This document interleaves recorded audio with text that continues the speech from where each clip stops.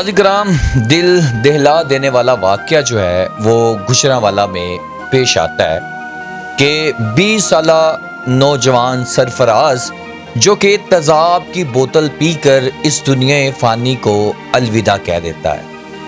आए तफसीलात की तरफ बढ़ते हैं कि सरफराज ने ये सिर्फ़ और सिर्फ अगर तेज़ाब पिया और इस दुनिया फ़ानी को अलविदा कहा तो सिर्फ इसलिए कि उसके बाप को जो है वो गिरफ्तार कर लिया।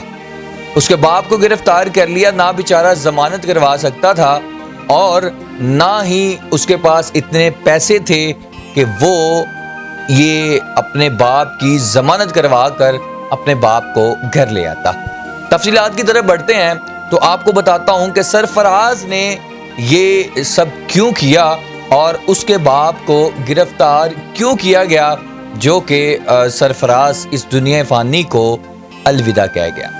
सरफराज जाते जाते अपने बाप को भी इस दुनिया में छोड़ गया, अपनी 3 नौजवान बहनों को भी छोड़ गया और अपनी वालदा से भी जाते ये कह गया कि माँ, अगर मुझे कुछ हो गया तो हस्पताल ना लेके जाइएगा और ना ही एम्बुलेंस को फ़ोन करिएगा, अगर मुझे कुछ हो गया तो मैं ऊपर जा रहा हूँ। आइए तफसीलात की तरफ बढ़ते हैं। कसूर क्या था सरफराज का?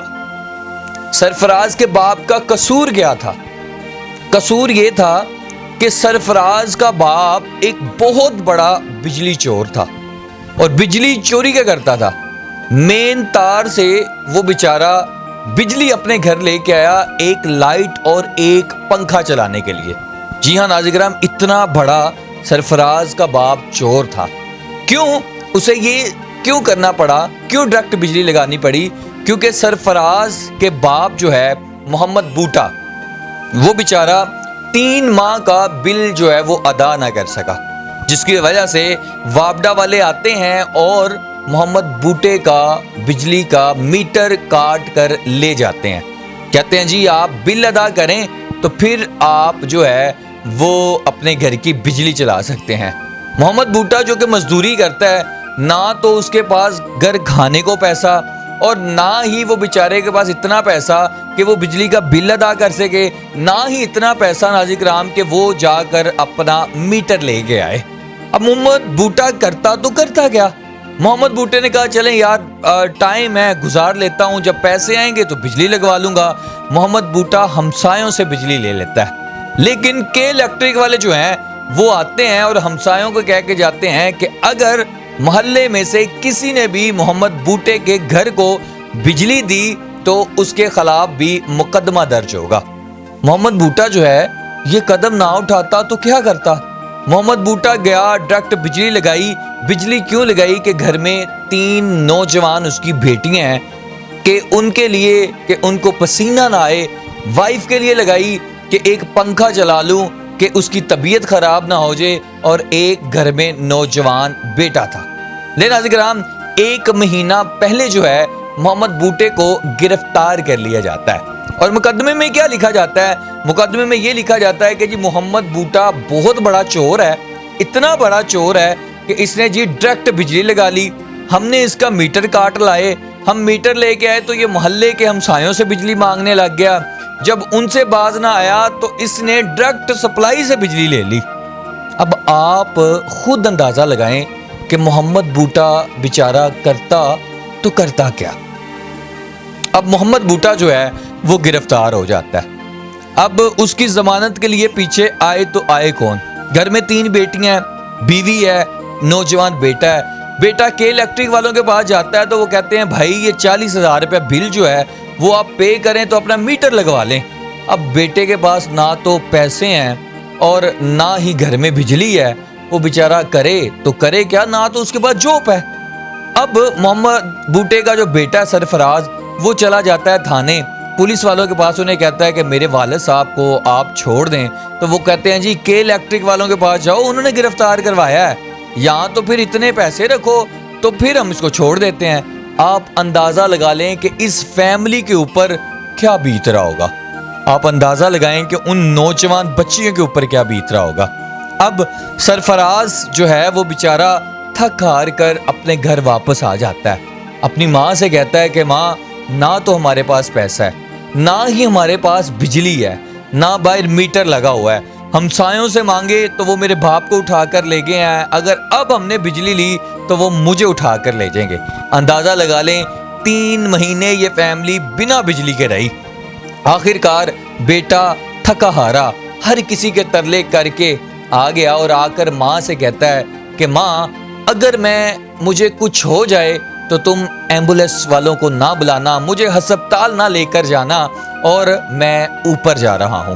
اتنا کہہ کر سرفراز جو ہے وہ اوپر والے کمرے میں چلا جاتا ہے اور ماں کہتی ہے کہ بچہ ہے اور کچھ بھی بول گیا ہے، پریشان ہوگا، لیکن وہ اوپر جا کر تیزاب کی پوری بوتل جو ہے وہ پی لیتا ہے اور وہاں پر گر جاتا ہے۔ ماں کو پتہ چلتا ہے، بہنوں کو پتہ چلتا ہے، محلے داروں کو پتہ چلتا ہے تو 1122 پر کال کی جاتی ہے اور جیسے ہی 1122 والے وہاں پر پہنچتے ہیں تو یقین مانے 1122 والوں نے خود یہ کہا کہ جب ہم نے بچے کو کہا کہ تم نے یہ کیوں کیا تو سرفراز کے جو آخری الفاظ تھے اس نے کہا سر نہ تو میرے گھر میں بجلی ہے، نہ تو میرے گھر میں کوئی میٹر ہے، نہ تو میرے گھر میں کھانے کے لیے کچھ ہے، نہ ہمارے پاس پیسے ہیں۔ باپ میرا ہے تو وہ حوالات میں ہے کہ الیکٹرک والوں کے پاس جاؤ تو پیسے مانگتے ہیں، پولیس والوں کے پاس جاؤ تو وہ پیسے مانگتے ہیں، میں کرتا تو اور کیا کرتا۔ یہ الفاظ کہہ کر سرفراز اس دنیا فانی سے الوداع ہو گیا۔ ناظرین کرام، جب پتہ چلتا ہے کہ الیکٹرک والوں کو کہ سرفراز کے بیٹے نے خودکشی کر لی ہے تو وہ کیا کرتے ہیں، سرفراز کو فوری رہا کرواتے ہیں اور اسے گھر بھیج دیتے ہیں اور پھر میٹر بھی لگ جاتا ہے۔ موت کے اوپر یہ کہ الیکٹرک کے ادارے جو ہیں وہ کھیر رہے ہیں۔ آپ اندازہ لگا لیں کہ وہ کہتے ہیں جی 4-5 دن کے لیے بوٹا صاحب آپ کو رہا کر دیا گیا ہے، 4-5 دن کے لیے آپ کا میٹر لگا دیا گیا ہے، آپ بجلی یوز کر لیں، تب تک یوز کر لیں جب تک آپ کا بیٹے کا ساتہ نہیں ہو جاتا۔ اس کے بعد جب وہ ختم ہو جائے تو آپ کو پھر گرفتار کیا جائے گا، پھر میٹر کاٹا جائے گا، پھر 40,000 روپیہ دیں گے تو پھر آپ کا جو بجلی کا سلسلہ ہے وہ جاری ہوگا۔ آپ اندازہ لگا لیں اس باپ کی روح کانپ گئی ہوگی، ان بہنوں کی زندگی خراب ہوگی، اس ماں کی گود اجڑ گئی ہوگی۔ لیکن ناظرین کرام اندازہ لگائیں اگر آپ کے 195 یونٹ ہیں تو آپ کو 3,000 بل آتا ہے، اگر 210 ہے تو آپ کو وہی بل 8,000 روپے میں آتا ہے۔ لیکن وہ عالیشان بنگلوں میں رہنے والے آفیسر، وہ بڑی بڑی گاڑیوں میں پروٹوکول لینے والے افسران، ان کے جو ٹیکسیز ہیں وہ یہ عوام بھرتی ہے اور ان کو 4,000 یونٹ جو ہے وہ فری دیا ہوا ہے۔ آپ اسی سے اندازہ لگا لیں۔ ناظرین کرام اب اس بچے نے اس دنیا فانی سے چلا گیا، اس کا قصوروار کس کو ٹھہرایا جائے؟ اس کا قصوروار کسی کو نہیں، حکمرانوں کو ٹھہرانا چاہیے جو کہ بڑے بڑے ایوانوں پہ بیٹھ کے بڑی بڑی باتیں تو کر دیتے ہیں لیکن جو ان کے نیچے ہو رہا ہوتا ہے وہ ان کو پتہ نہیں ہوتا۔ وہ افسران جو ابھی اپنے آفس سے نہیں نکلتے تو ان کے گھر کے جو ہیں وہ میٹر بھی چالو ہو جاتے ہیں اور ان کے اے سی بھی چالو ہو جاتے ہیں۔ وہ افسران جو گھر سے نہیں نکلتے آفس کے لیے، آفس کے جو اے سی ہیں وہ سٹارٹ ہو جاتے ہیں۔ آپ اندازہ لگا لیں محمد بوٹے کی زندگی جو ہے، باپ کی گود بھی اجڑ گئی، ماں کی گود بھی اجڑ گئی، ایک نوجوان بچہ جو ہے وہ تیزاب پی کر اس دنیا فانی سے کوچ کر گیا۔ کیا غربت یار، غربت نہیں ہے اتنے پیسے، لیکن یاد رکھیے گا کل نفس ذائقۃ الموت، مرنا آپ نے بھی ہے۔ وہ سرفراز جو اپنی بہنوں کو اس دنیا میں اکیلا چھوڑ کے چلا گیا، آپ نے مجبور کیا اس کو، باپ کی ضمانت نہیں کروا سکتا تھا۔ یاد رکھیے گا ایک عدالت دنیا میں نہیں وہاں لگے گی، تمہارے گریبان جو ہیں وہ سرفراز پکڑے گا۔ یہاں پر تم فرعون بنے ہو، آگے جا کر جو تمہارے ساتھ ہونا ہے وہ تمہیں بھی نہیں پتا۔ ناظرین کرام اس ویڈیو کو آپ نے زیادہ سے زیادہ شیئر کرنا ہے۔ وزیر اعلیٰ مریم نواز سے میری گزارش ہے اس کے اوپر نوٹس لیا جائے۔ آئی جی پنجاب صاحب اس میں جو پولیس والے ملوث ہیں اس کا نوٹس لیا جائے۔ اگر کے الیکٹرک والے جو ہیں وہ تو فرعون بنے ہوئے ہیں، ان کے خلاف تو بڑا نوٹس لینا چاہیے۔ اپنے میزبان کو اجازت دیں، اس ویڈیو کو زیادہ سے زیادہ شیئر کریں۔ اللہ تعالیٰ سرفراز کی مغفرت فرمائے، آمین ثم آمین۔ جزاک اللہ۔